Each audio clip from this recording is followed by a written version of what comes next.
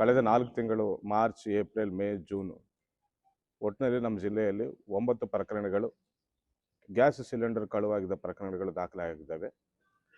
ಬಾಲ್ಕಿ, ಕಟಕ್ Chincholi, maker, Humnabad police ಸ್ಟೇಷನ್ಸಲ್ಲಿ ಒಟ್ಟು 9 ಪ್ರಕರಣಗಳು ದಾಖಲೆ ಆಗಿದ್ದಾವೆ. ಸ್ಕೂಲ್ಸು, ಅಂಗನವಾಡಿ ಸ್ಕೂಲ್ಸಲ್ಲಿ ಗ್ಯಾಸ್ ಸಿಲಿಂಡರ್ಸ್ ಕಳ್ಳತನ ಮಾಡ್ತಿರೋ ಪ್ರಕರಣಗಳು ದಾಖಲೆ ಆಗಿದ್ದ ಹಿನ್ನೆಲೆಯಲ್ಲಿ ನಾವು ತನಿಖೆಯನ್ನು ನಡೆಸಿ 4 ಆರೋಪಿಗಳನ್ನು ದಸ್ತಗಿರಿ ಮಾಡಿದ್ದೇವೆ. 4 ಆರೋಪಿಗಳಿಂದ ನಾವು ಒಟ್ಟಿನಲ್ಲಿ 55 ಸಿಲಿಂಡರ್ಗಳನ್ನು ನಾವು ವಶಕ್ಕೆ ಪಡೆದಿದ್ದೇವೆ. ಅದೇ ರೀತಿ ಈ ಕಳ್ಳತನಕ್ಕೆ ಯೂಸ್ ಮಾಡ್ತಿರುವ ಒಂದು ಗಾಡಿಯನ್ನು ಕೂಡ ನಾವು ಸೀಸ್ ಮಾಡಿದ್ದೇವೆ. ಒಟ್ಟಿನಲ್ಲಿ 2,75,000 ಸಿಲಿಂಡರ್ ಬೆಲೆ ಬಾಳುವಂಥ ಸಿಲಿಂಡರ್ಗಳನ್ನು ನಾವು ರಿಕವರಿ ಮಾಡಿದ್ದೇವೆ.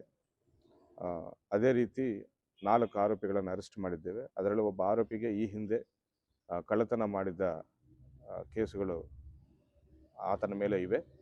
MOB ಕೂಡ ಇದ್ದಾನಂತ ನಾನು ತಿಳಿಸ್ತಾ ಇದ್ದೇನೆ.